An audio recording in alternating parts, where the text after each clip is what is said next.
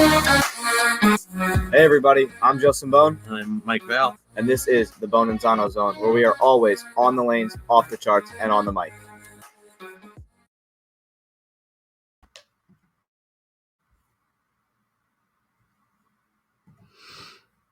Hello everybody, and welcome back to another episode of the Bohn and Zano Zone podcast, presented by BuddiesProShop.com. Mike, how are we doing tonight?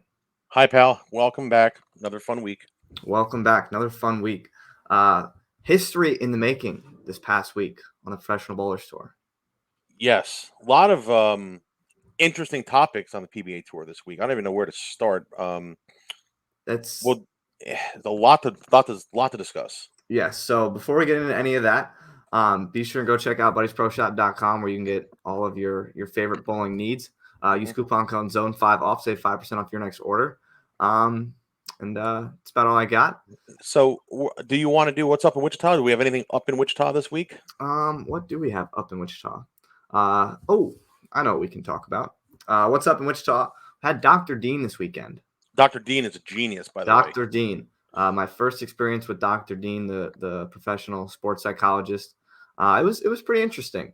I overall enjoyed the experience. Can say pretty good things about it.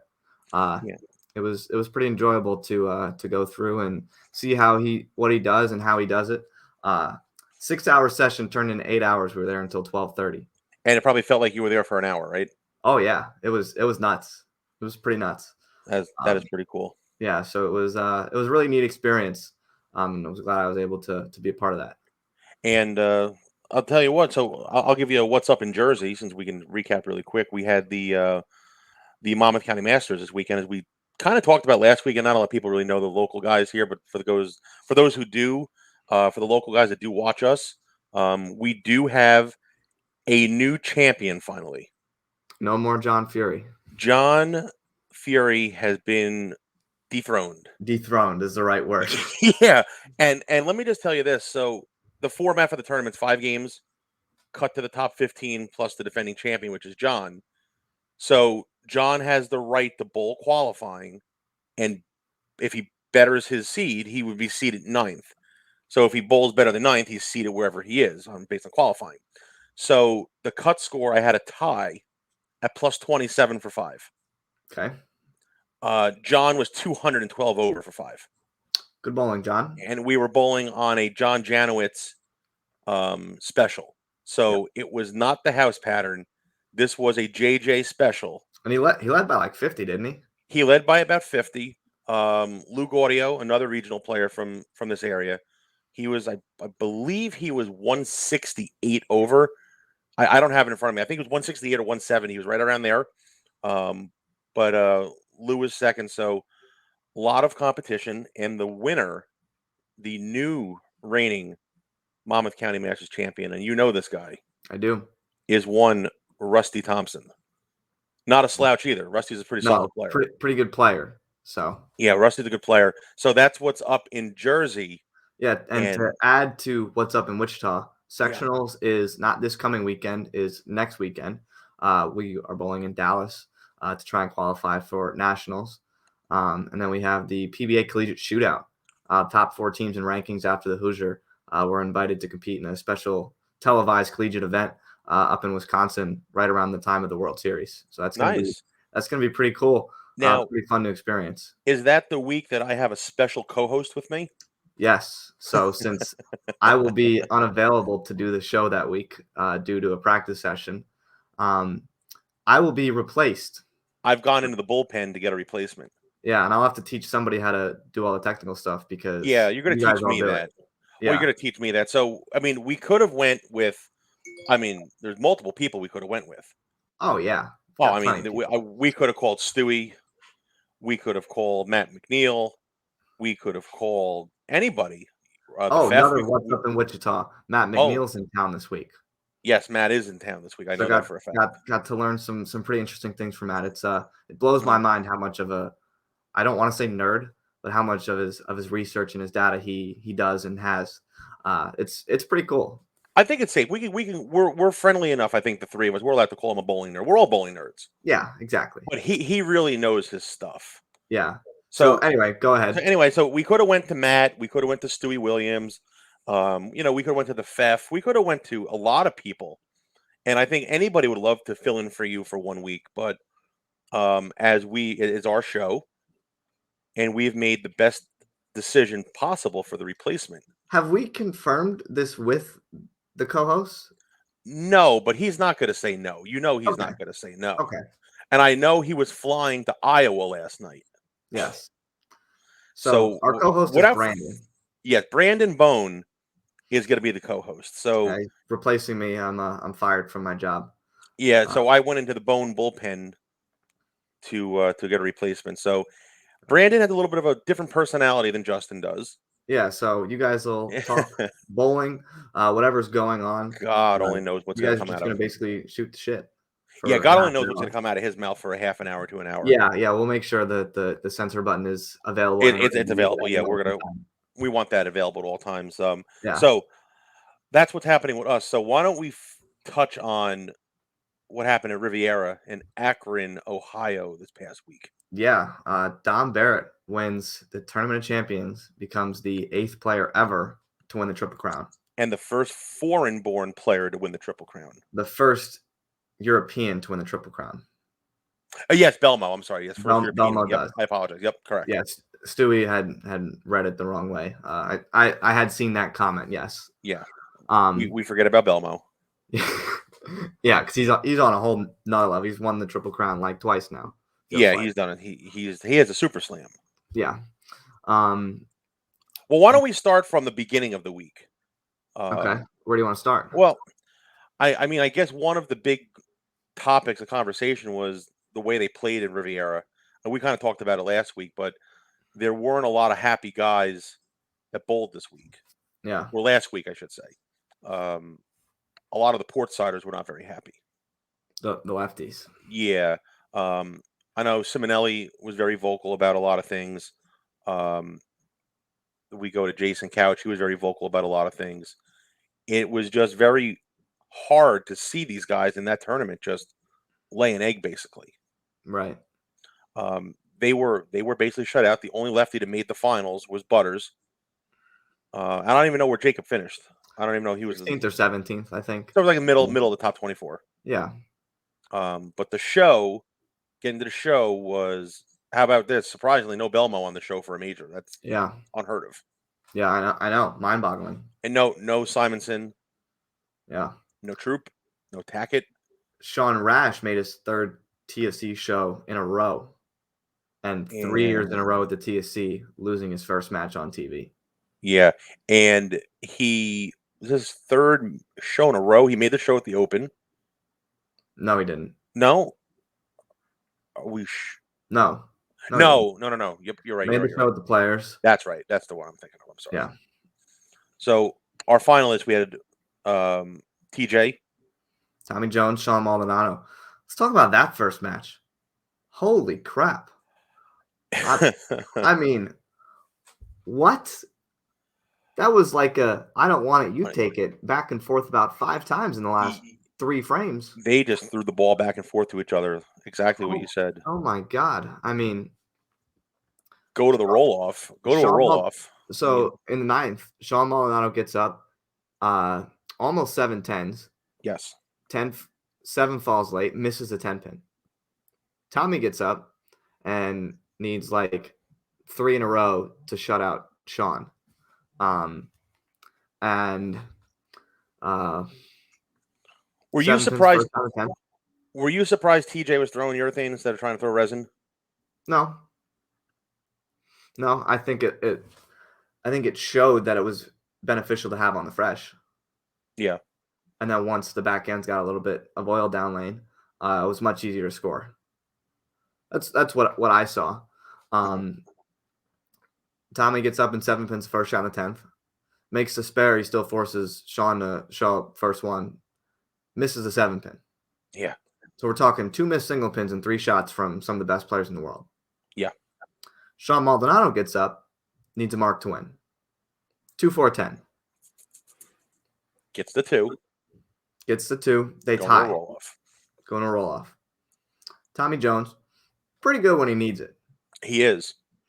2 410s as well. On the same lane that Sean just 2 410. Sean gets up.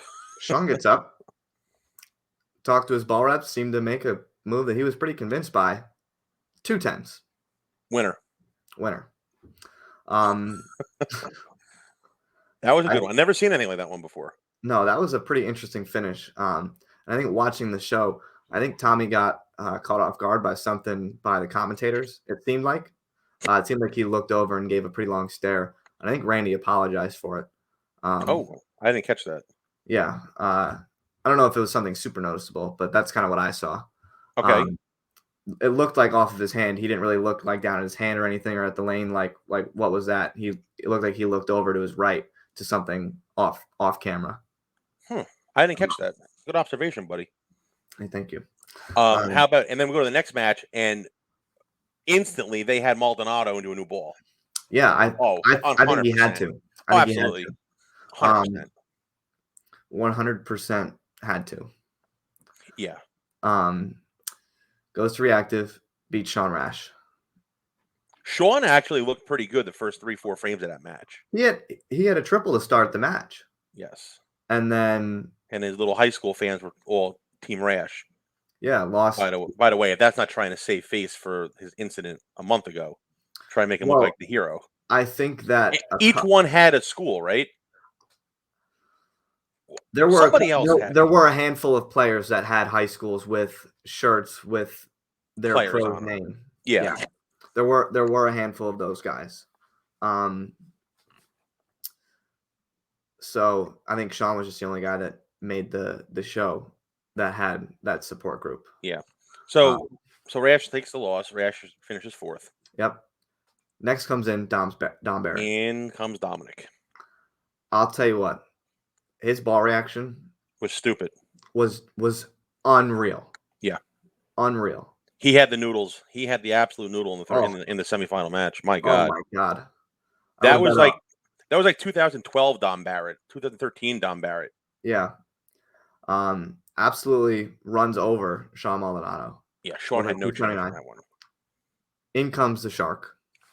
Okay, now, and we all know that I have a man crush on Prather. We know that, yes. He played them so wrong. I don't think he played them wrong as in the part of the lane he was playing. No, I think he was wrong ball. You don't think he was too deep? Maybe a little, but I mean, yeah, that's his A game when he can get in and soft flick it like that. Yeah, I mean, I think he loves to do that, and I think he had the opportunity to do that. Yes. But I think the big difference was look at the balls they were throwing. Prather was throwing a shiny big asymmetric ball likes to go sideways. Dom was throwing a pretty strong, solid symmetric or asymmetric ball. Did you see that ball did at the back end? I slowed it down. That ball went sideways for Prather. It was unbelievable. Oh yeah. And I think that's where that speed and that the combination I don't think was very right where Dom had it right.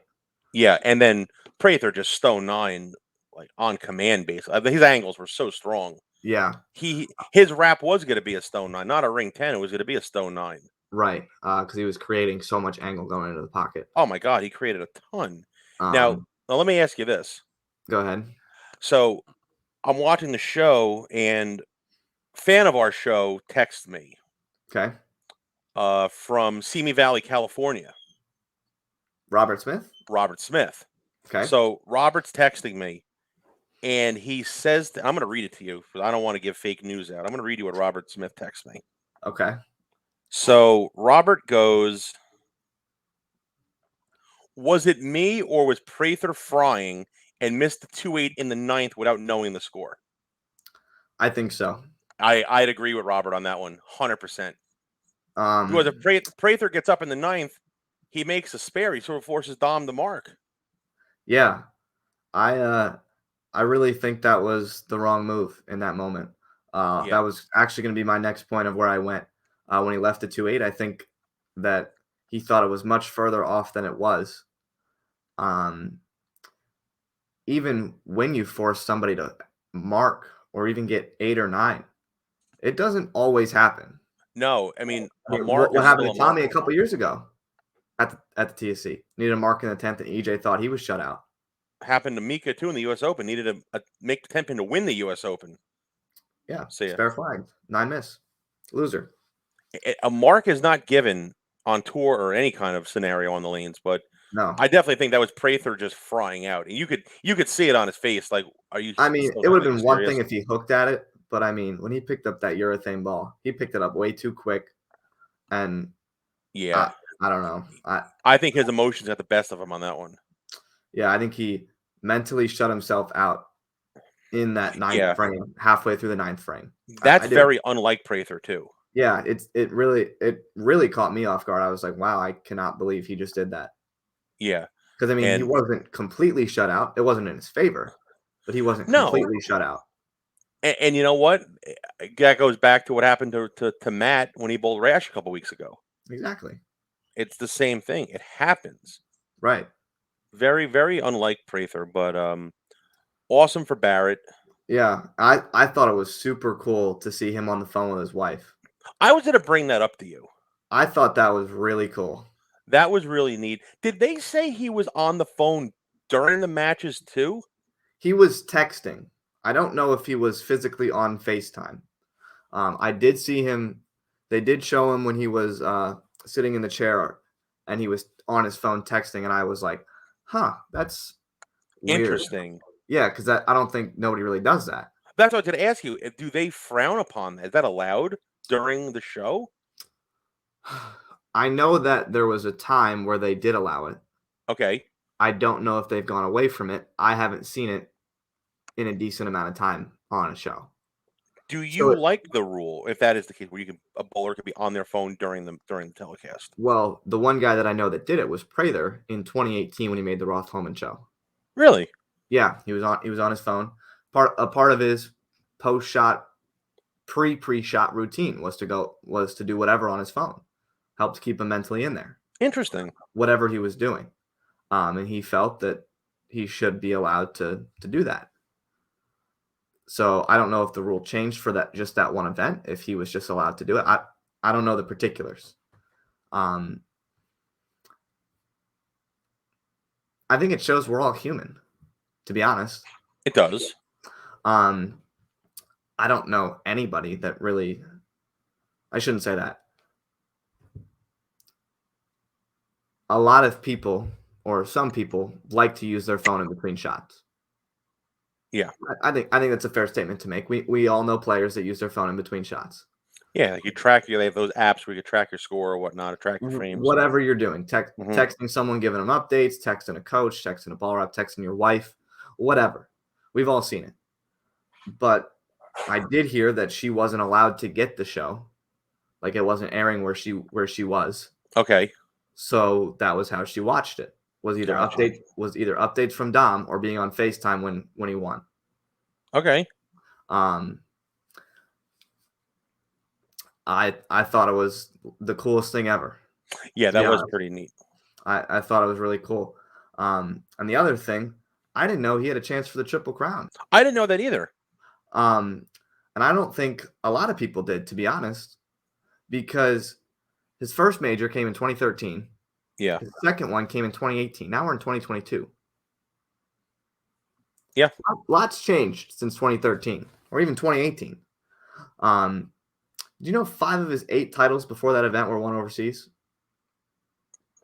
I kind of knew that. I think that has a little bit taken away of the thought of what we think of Dom as a player in the States on tour. I think, I knew he was a good player. I felt that he had been on tour for a long time. You're on mute, by the way. I had a phone call. Sorry. Oh, you're good. But I think as a player, I knew he was good, but I didn't realize how much he'd won and how really close he was to the Hall of Fame. Well, I'm going back to that. He has it now. He's now. 9 titles, Triple Crown. He's in now. 3 majors done. Yeah, once he hits 40, he's in. Absolutely. I don't think that it was realized by a lot of people until because 5 of his titles were overseas. Yeah, he kind of fell off the radar for a couple years too. It's what it felt like. Felt like he was there, but he was never really on the show. He wasn't. He was overlooked by the Tackett's, the Belmos, the Simonsons. And he was overlooked by the events that he won overseas. Yeah. So I thought he made a very big statement by winning.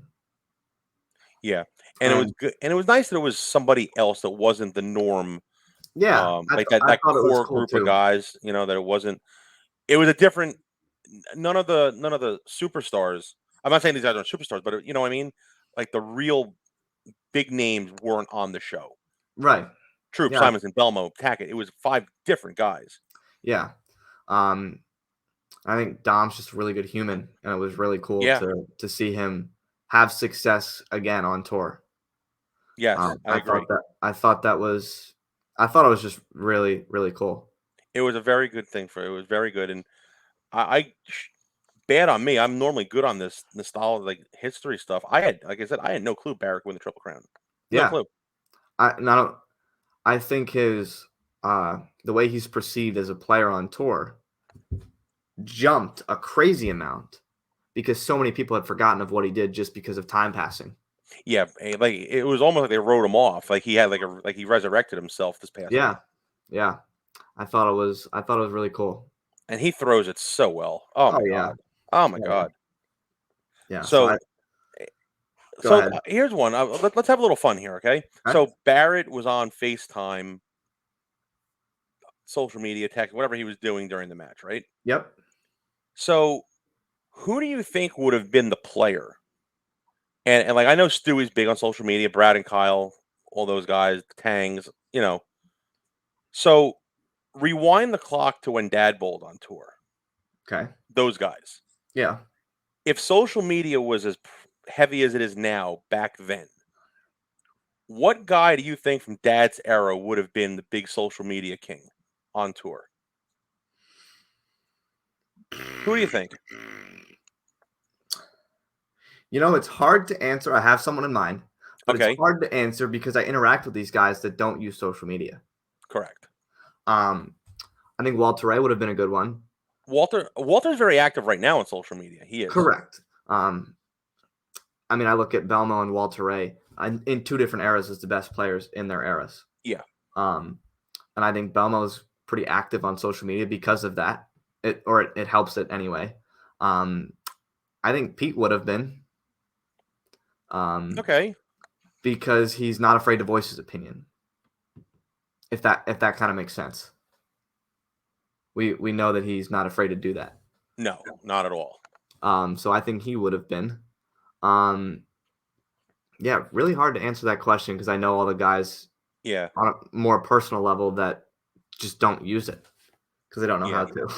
It would have been pretty cool to see those guys, like, because there's so many stories that aren't told from that era, you know? Right. And now, like, oh yeah, there's stories from now, but they're all in the open because they're all on social media now. Right. There's really no secrets anymore. Like, it's almost like there's like a dark underworld of what bowling on tour used to be because it was never documented, you know? Right. Oh, there's pictures, but now you walk around with this, you have a camera on your disposal. You didn't have that back then. And access to the whole world basically on your phone. Exactly. Yeah. It's so interesting. Yeah, it really is. But I think we should leave that topic for another time. Yeah, we could do that another time. That'd be a nice little conversation. We could chat. Maybe you can chat about that with Brandon. We could definitely chat about that with Brandon. So, how about the other news coming out of the PBA? Oh yeah, I think there's two. There's 2 other stories that broke. I don't know which one you want to go to first. I think we very briefly mention them, because I don't know that neither one of us know the whole story. I don't think the world knows the whole story yet. 3 Purple Hammers failed hardness testing before the show at the Tournament Champions. Purple Hammers that had been used in qualifying and match play at the Tournament Champions. 3 of them failed hardness testing. Mm-hmm. Lane man Sean Perry fired from his job on Monday. No reason why. No. Doesn't know why. Those are the 2 other big headlines that had happened this right week around the Tournament of Champions. Well, he lost his job yesterday, right? It was his story broke yesterday, And the Purple Hammers were right before the show or Yeah, after the show? It was the morning of. Morning that of it was telecast. Yep. Interesting to say the least. The balls are getting sent to USBC, and if they fail there, done. Taken, done. What will be done? Will the obviously the balls are done, but and this is something we'll leave it. We'll end our show with this question: is this potentially the end of urethane on tour? I don't think or some kind of a limitation or a restriction. And I have a way they could track it. I do. I do think that the Purple Hammer, the old one, is going to be illegal pretty soon. I think they're going to find a way to say either whether it be discontinued urethane balls that are more than 2 years old, which you can confirm based on the serial code. Exactly. Mm-hmm. Something along those lines. Rumor is that it's already in the conversation. Yeah, I've heard that from a couple people, and I think that's the way to do it is just track the serial number. You have 1 year to use it. Right. 1 year's done, that ball's out of play. Obviously, in the USBC's eyes, you can't really track that with league play and tournaments, but on tour, you can. I think that's what they're going to have to do. I don't think I think it's coming sooner than we think. Yeah, and I'm going to leave it at that because we could go on for an hour about that topic. Oh yeah, I'll leave that for you to talk about with a left-hander. Yeah, and honestly, we don't want to talk more about the Lane Man situation. We don't know the specifics of it, but we don't know who's valuable information to share. It is, and we don't know who's taking his role or what's going to happen. Unfortunately, somebody did lose a job. We don't ever want to see that. With everything going on in the world, he was a good human too. Yeah, he was a nice guy. I mean, it's very unfortunate that he lost his job, but hopefully he rebounds, finds something up. But we are not going to say anything more about that until we have more information. Yeah. All righty. Let's wrap it up. It's a quick one. We are all, by the way, all of our shows are where can we find them now? You were saying this earlier. Yeah, so Spotify, you can find our shows now on Spotify and your favorite podcast listening platforms. Search Bohn and Zano Zone. You can find it there at any time. All the episodes from season 2 are up now. If you missed an episode, want to go back and listen to it in your car. Perfect time to listen to our show. Head over to Spotify or your favorite podcast listening platforms where you can go do that. Bohn and Zano Zone. Search it up. Pretty easy. Listen to it in the car while you're driving, going to work, lunch break, whatever. Check it out. That's about all I got, Mike. Yeah, that's it, man. This is a quick one today. We have some scheduling stuff we got to take care of. Yep. We will be back next week. And until then, buddiesproshop.com for all the bowling needs. Zone number 5 off 5%. Glad you can read. It's on the bottom of the screen. I didn't even see that. I was just going based on memory. But it is zone 5 glad you remember it. Yeah, it took me 2 years, but it is zone 5 off, 5% off your entire order. Support your local bowling centers. Support Buddies Pro Shop. They do great things for the game. So exactly. That's all I got. Yep. So be sure and hit that subscribe button if you're watching on YouTube. Check out our social medias, Facebook and Instagram at Bohn and Zano Zone, so you never miss an update from the crew. Find out when we're always going live. As for now, I'm Justin Bohn, my partner Mike Val. This is the Bohn and Zano Zone. Thanks for watching.